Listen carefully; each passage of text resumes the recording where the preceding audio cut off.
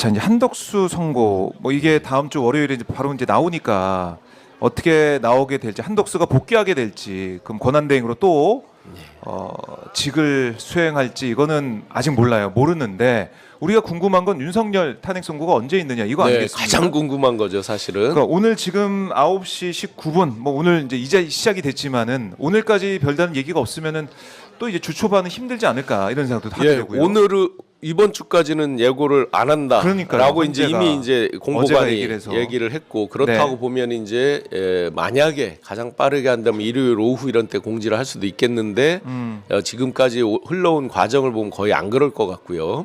평일에 할 것 네, 같고. 평일에 할 것 같고. 예. 그러면 이제 남는 시간을 보면 이들이 계속 등치시켜서, 사실은 등치시킬 전혀 판이 다른 판인데, 윤석열 내란에 따른 탄핵 파면 이건과 이재명 대표님의 그 2심 선고를 계속 등치시켜서, 요즘 사거리 프랭카드를 보세요. 3월 26일이 빨간 글씨로 무지하게 많이 써져 있잖아요.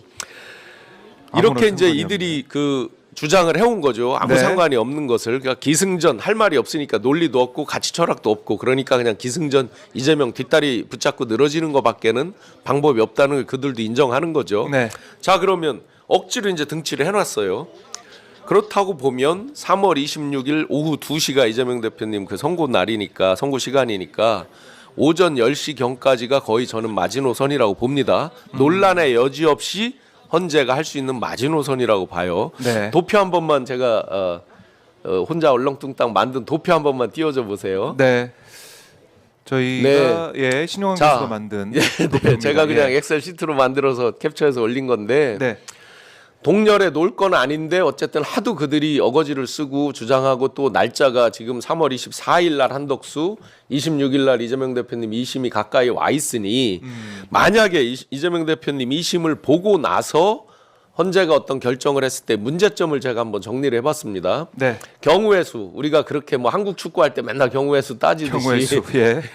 경우의 수 하도 허탈하니까 그래도 한번 따져 보겠습니다. 네. 이재명 대표님 무죄, 또 이재명 대표님 뭐 형이 감경이 되든 1심에 이제 유죄가 있었으니까 유죄, 이렇게 크게 두 가지를 보고, 헌재는 인용, 또 기각은 없을 거라고 봅니다. 8대0 인용으로 보는데, 그래도 네. 굳이 저들이 바닥바닥 우기는 게 지금 각하잖아요. 이렇게 이제 크게 예. 2x2로 나누어서 봤을 때, 자, 3월 26일 날 저희에게 가장 베스트는 뭐겠습니까? 무죄가 나오고 인용되는 거죠, 그죠? 네. 그랬을 때 민주당과 짜고 치면서 이제까지 시간만 끌다가 한 방에 네. 윤석열 그리고 국민의힘 그구들을 다 보내려고 했다 하면서 어떻게 되겠어요? 그구들이 난리를 치겠죠. 그렇죠. 지금도 난리를 치지만 예. 또 몇 배 더 난리를 치겠죠. 네.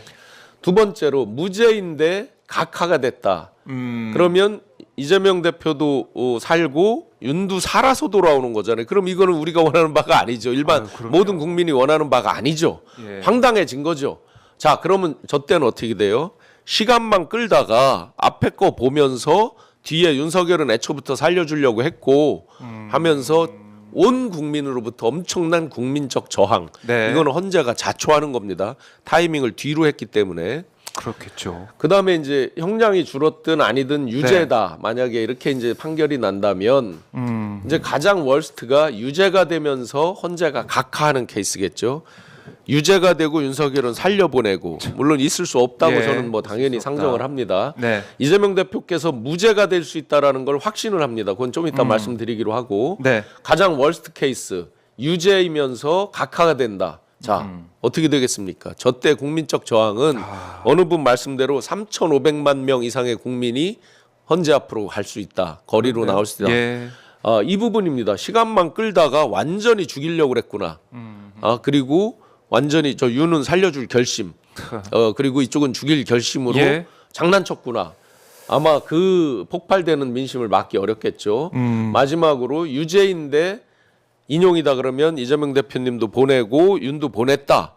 그게 이제 그구들이 흔히 얘기하는요. 예. 소위 법조 카르텔, 사법 카르텔이 제3의 대안을 찾아라라고 하면서 내각제 개헌 기타 여러 가지 야합적인 얘기들이 나오는 소스, 그 원천이 저 부분입니다. 유죄면서 인용.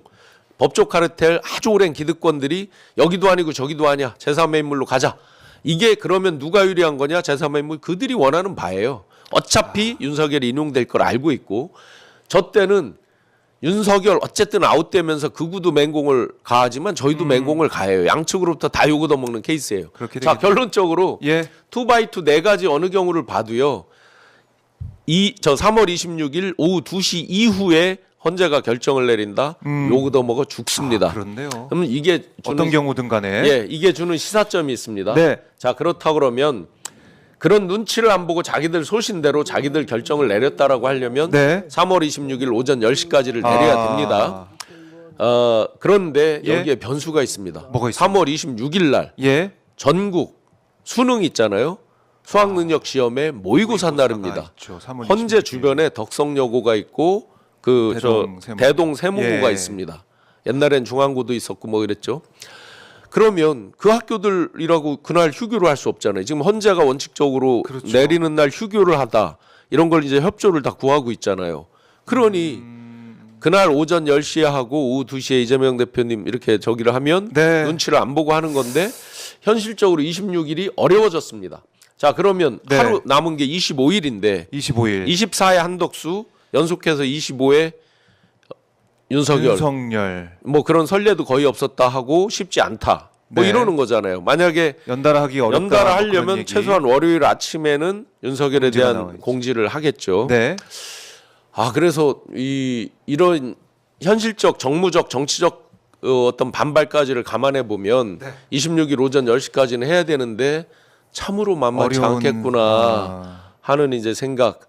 제 희망으로는 연속하더라도 화요일 날 무조건 해야 된다. 그래야겠네요.